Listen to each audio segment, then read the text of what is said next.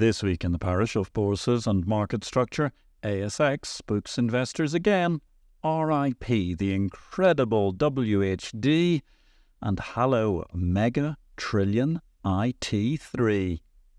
My name is Patrick L. Young. Welcome to the Bourse Business Weekly Digest. It's the Exchange Invest Weekly Podcast, episode 250.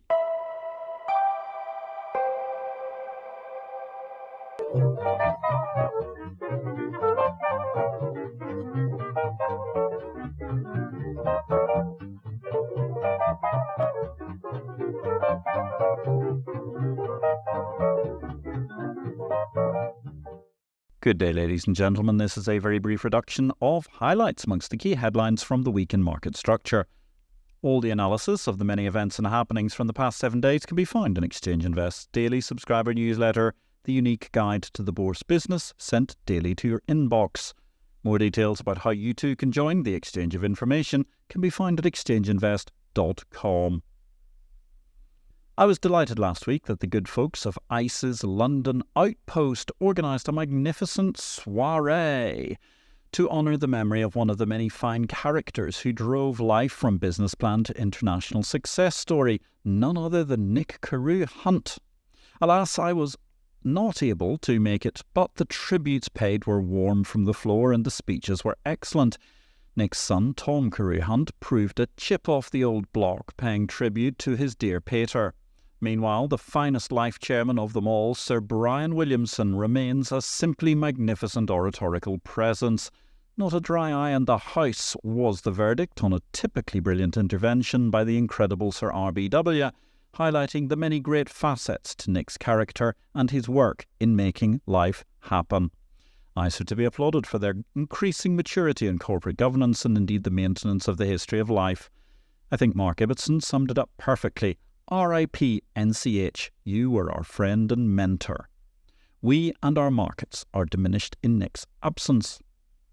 When it comes to diminished markets, we also felt that on the other side of the Atlantic this week, because let's face it, William H. Donaldson was so awesome. It was an injustice to try to briefly summarise what was a sensational business career, and before his public service life began, he was an accomplished military officer. Thus, this note in our obituary series, but marked as an appreciation, was published this week on Medium, LinkedIn and other sources.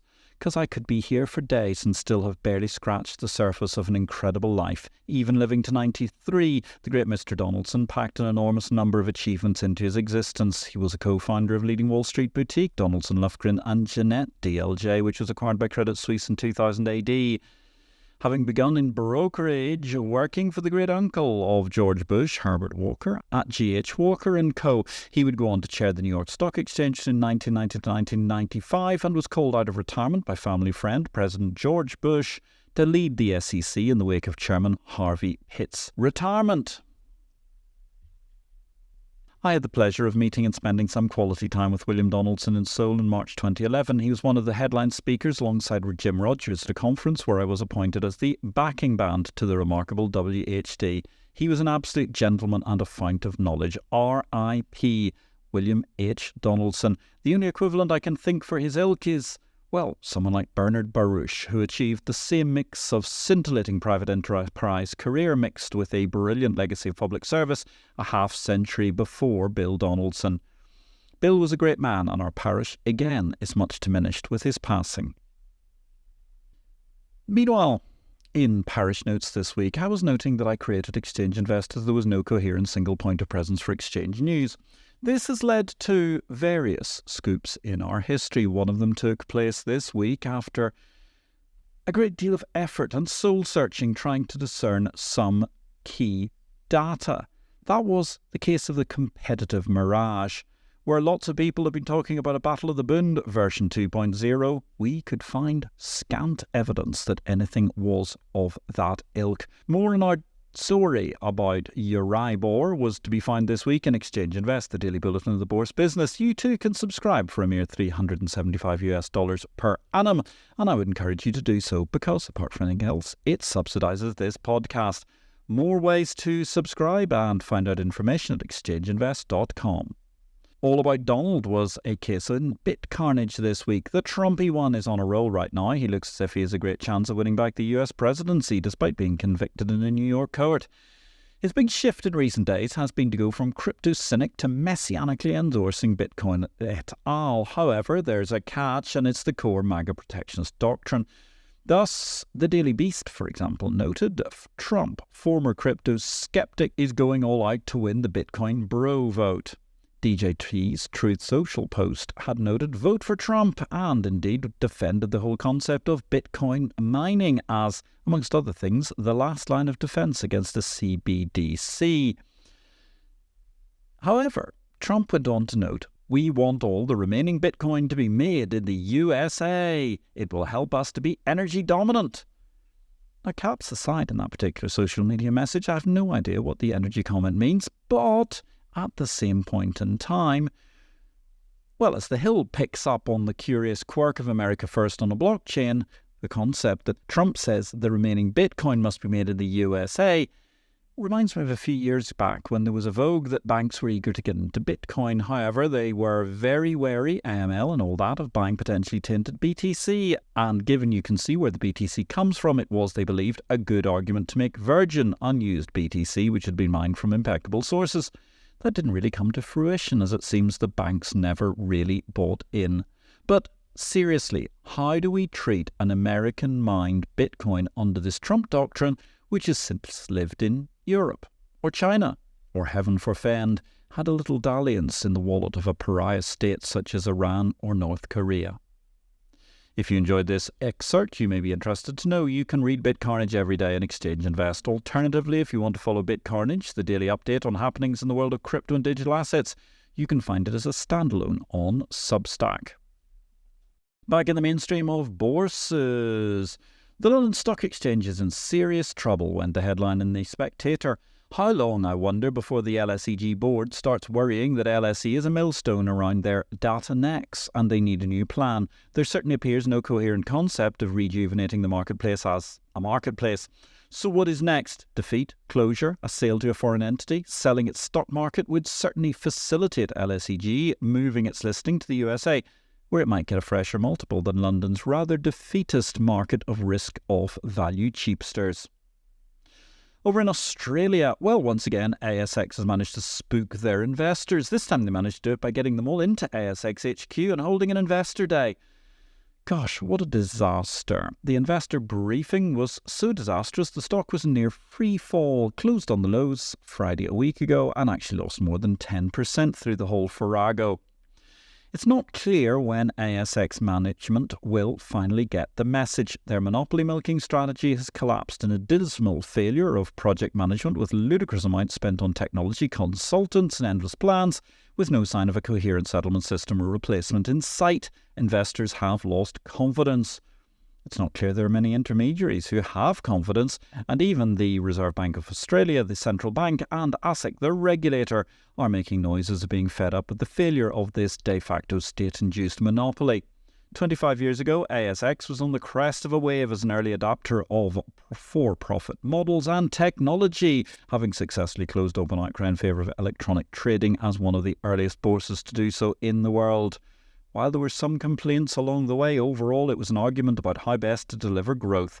Right now, ASX is a sorry tale of shambles upon shambles and vast wasted resources, all to no avail whatsoever.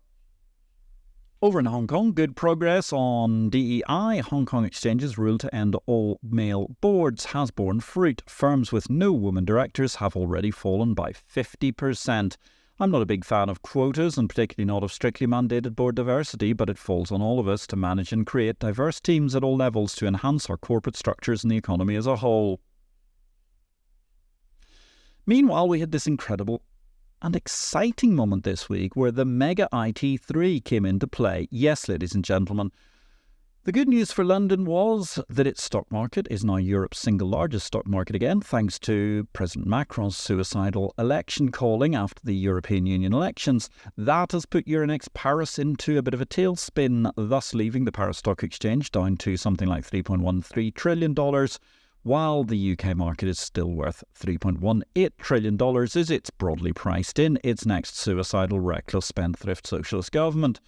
However, the problem is to be found in, well, we had an earlier table in this week, and actually things have been moving so fast that it's been a constantly changing scenario.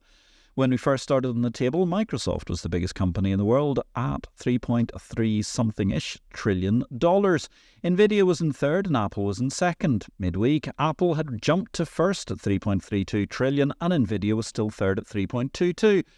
By the time I get to record this podcast, we've already seen another changing of the guard as Nvidia has leapt to number one, Apple's now number two, Microsoft's number three, and we are essentially a hair's breadth off the IT Mega 3, the three largest companies listed in the United States of America, all listed on NASDAQ, being worth $10 trillion. That means that each of the IT Mega 3 are worth more than either of the entire market capitalizations of the London Stock Exchange content or Euronext Paris's content, the French stock market. What an incredible situation. It puts in perspective the dynamism of the US markets and indeed the complete failure, the utter failure of London and the European Union over the course of the last 15 years since the 2008 meltdown. Thanks for listening to Exchange Invest Weekly. We welcome your feedback. You can contact me directly, patrick@derivativesvision.com, with any comments. Meanwhile, if you enjoyed this show, we would welcome you giving us a thumbs up, or if you have time, a positive review will always be welcome wherever you find this podcast. In results this week, one set of results from a private market. Lux Stock Exchange reporting 7% growth in revenues. That gave them in total €40.8 million, resulting in a net profit of €10.6 million as the exchange announced its highest number of new listings since 2007, a quite incredible 13,900 new listings. However, here's the rub. Lux Stock Exchange had a 4% year-on-year increase of listings to 42,492 securities, of which there are over 38,000 debt instruments, meaning on a very raw gross basis, each security is worth less than €1,000 in revenue to the Luxembourg Stock Exchange in primary and secondary market activity. That doesn't sound like a great deal to me. New markets this week. Electricity derivatives exchange Electronics has secured $15 million in seed investment. Good luck to them. Meanwhile, if you're trying to work out where the deal flow is and indeed how you should be looking at the deal flow, don't forget my most recent book, Victory or Death, Blockchain, Cryptocurrency and the FinTech World. It's a way to understand how technology is affecting life and markets. It's published by DV Books and is distributed by Ingram worldwide. Don't forget, while you're waiting for your copy of Victory or Death to arrive, check out our live stream Tuesdays 5 o'clock London time, midday New York time, the IPO-VID live show.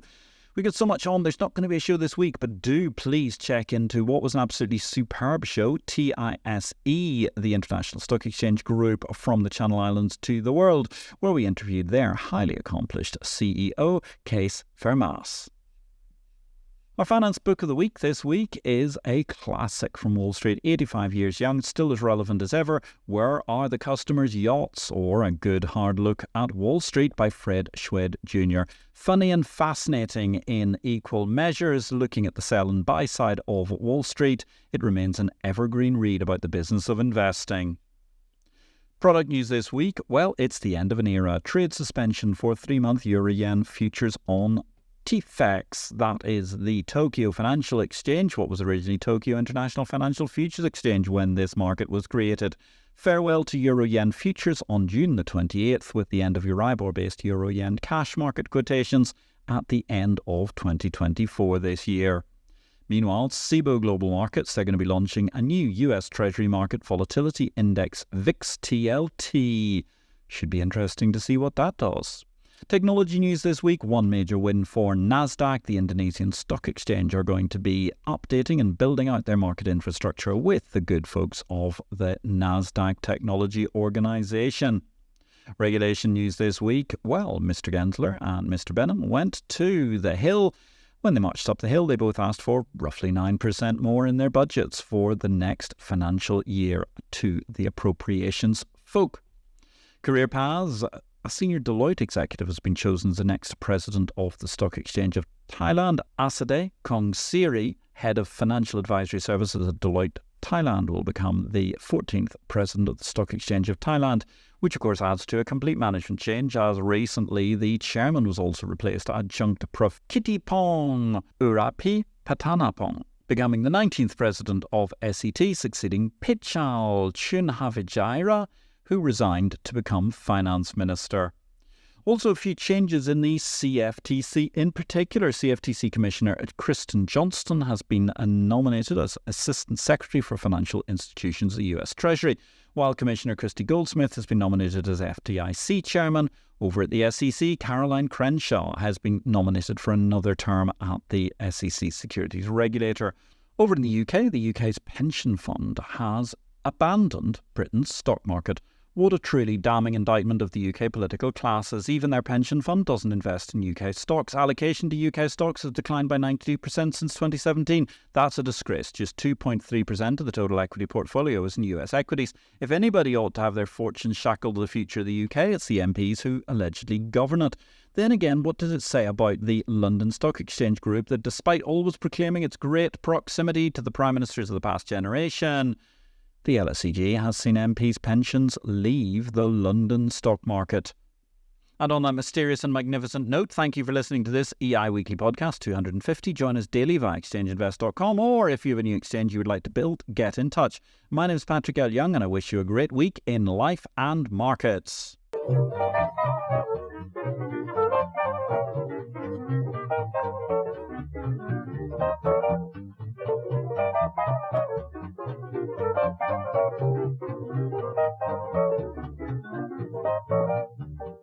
This show relates to the business of bourses.